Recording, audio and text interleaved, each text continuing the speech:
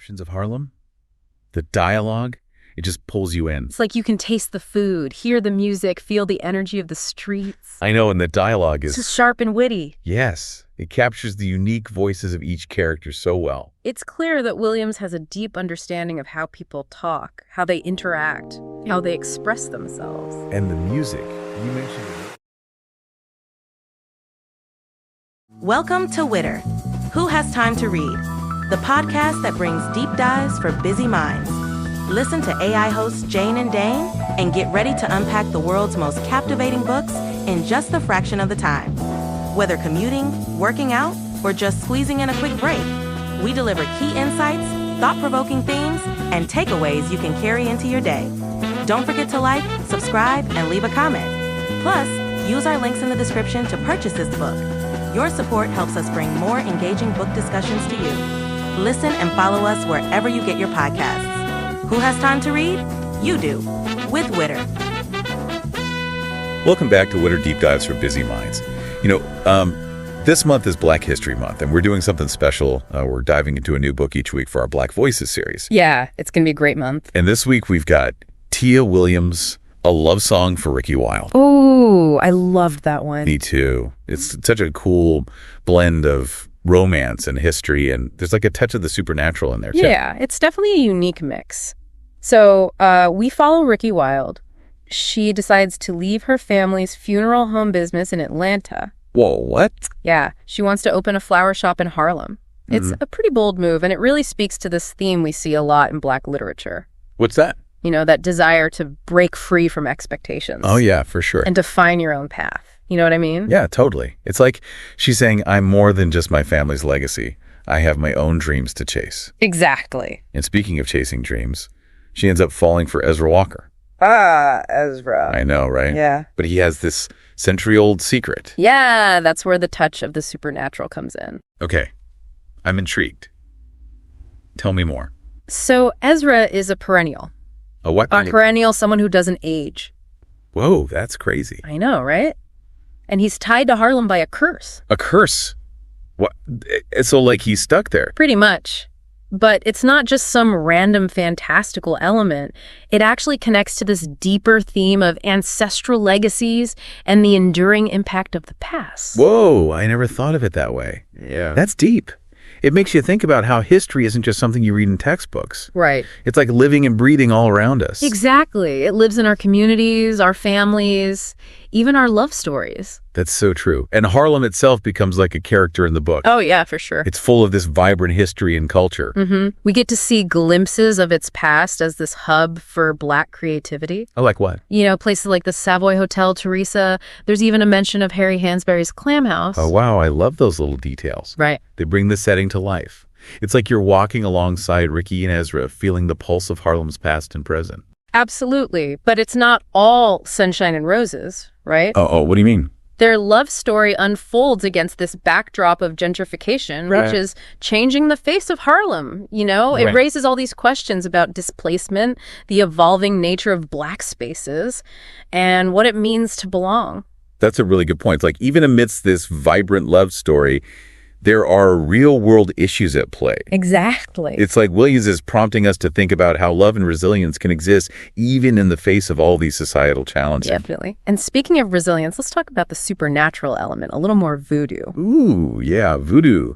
That's a big part of the story, right? It is. There's this character, Felice Fabienne. She's from Harlem's past, and she plays a crucial role in Ezra's curse and his connection to Ricki. Okay, so we've got voodoo, Yeah. a century-old curse, a love story that spans generations.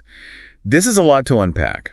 What does this all tell us about the Black experience, especially as it's expressed in this book? That's a great question. Just trying to wrap my head around it all. I think it's about layers, like peeling back an onion. On the surface, we have this fantastical romance. Right. But as you delve deeper, you see these themes of identity, legacy, community, and that constant negotiation between holding on to the past and shaping your own future. Wow, that's powerful. Yeah. It's like Williams is saying, here's this captivating story, but pay attention. There's a richness here, a reflection of Black life that goes beyond the surface. So what's the most powerful message you think comes through in this blending of romance history and the supernatural? That's a tough one. But for me, it's the idea that Black love endures. I like that. Ricki and Ezra's connection is tested by time, circumstances, even supernatural forces. But it's a testament to the strength and beauty of Black love in the face of adversity. And it's not just their romantic love either. Right. There's love for community, for history, for heritage. It's woven throughout the entire story. You're right. It's like a love song itself. Oh, I like that. A song of resilience, hope, and the enduring spirit of a people. Beautifully said. Now let's shift gears a bit and talk about Ezra's character. He's lived through a century of Black history and culture. What insights does that give him? How does that shape his perspective on Ricki and their relationship? You know, his immortality, it isn't really a blessing. It's more like a burden. Oh, wow. I never thought about it like that. Yeah, he's seen it all. He saw the Harlem Renaissance firsthand. Wow. Witnessed so many triumphs and tragedies. That must be heavy. It is. He carries the weight of all those memories. You know, he even describes himself as a ghost. A ghost? What do you mean? Like he's watching life go by without truly participating. It's got to be so isolating.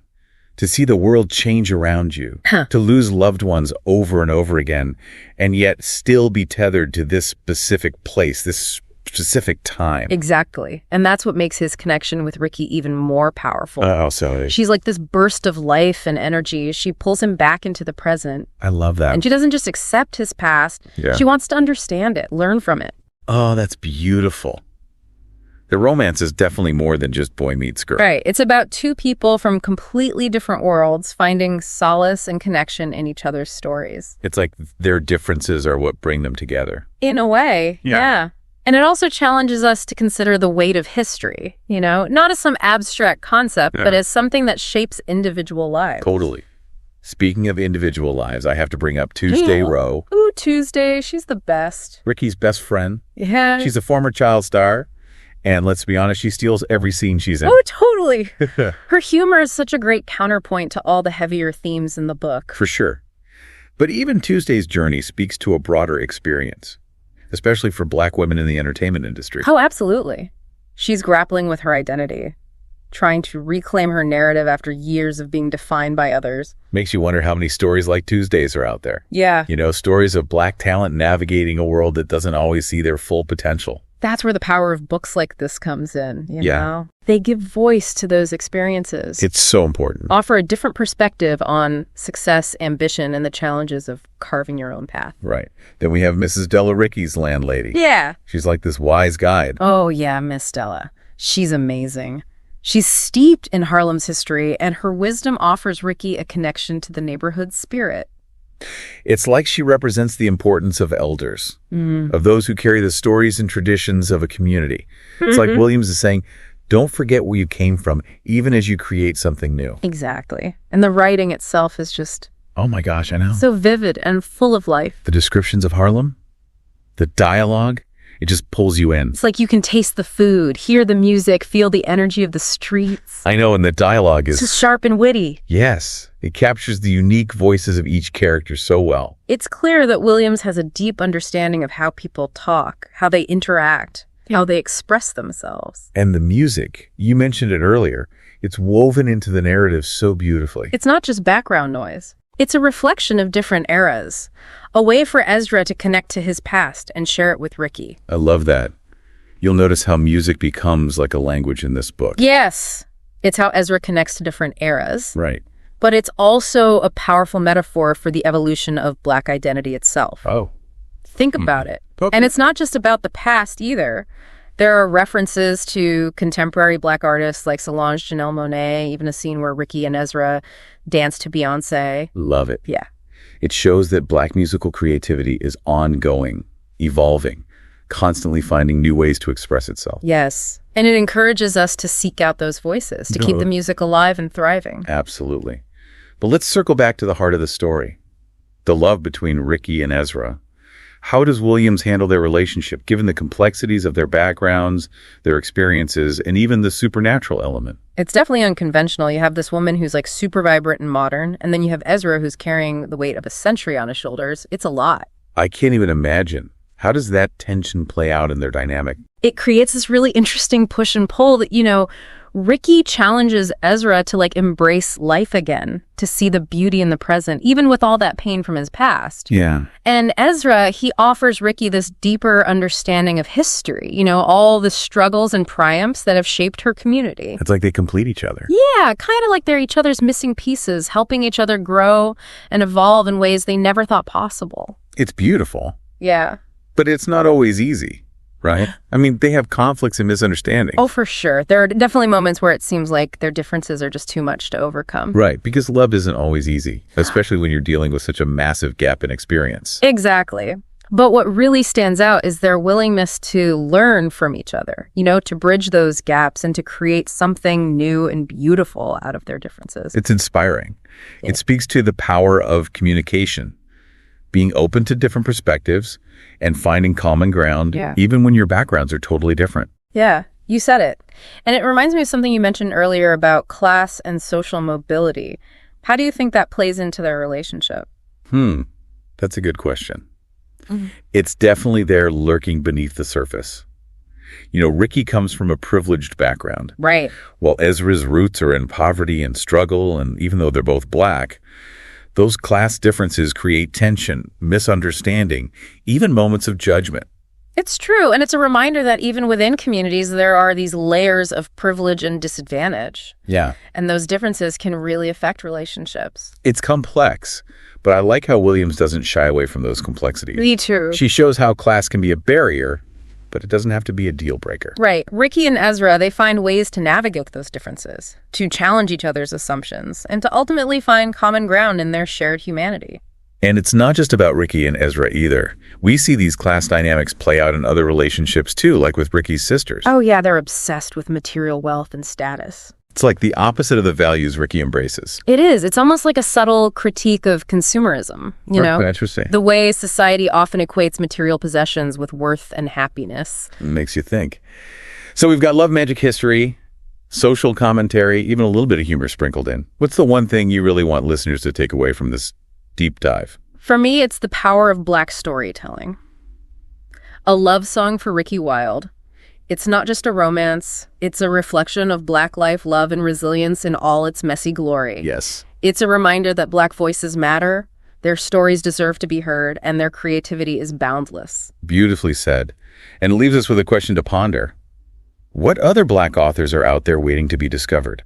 What stories are we missing out on if we don't actively seek out diverse voices? It's a call to action for all of us, readers, listeners, storytellers, to expand our horizons, embrace different perspectives, and support Black authors, not just during Black History Month, but all year round. Because their stories enrich our lives, challenge our assumptions, and offer us a glimpse into this vast and vibrant tapestry of human experience. So if you're looking for a book that's both entertaining and thought-provoking, a love story that goes beyond time and place, a celebration of Black culture and creativity, then A Love Song for Ricki Wilde is a must-read. And if this deep dive has piqued your interest, we encourage you to explore the world of Black literature. There's so many incredible stories out there just waiting to be discovered. Stories that will challenge you, inspire you, and move you in ways you never imagined. Until next time, keep those minds busy, keep exploring new ideas, and keep the conversation going.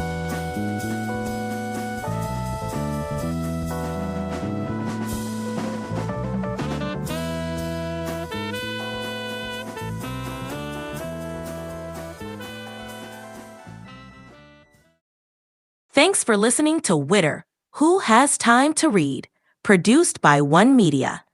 Please support the author by purchasing the book or audiobook using the link in the description. It's a great way to help keep the art of writing alive. And stay in the loop. Subscribe to our newsletter for updates on weekly deep dives. And don't forget to share your thoughts or suggest our next deep dive at witterpodcast@gmail.com.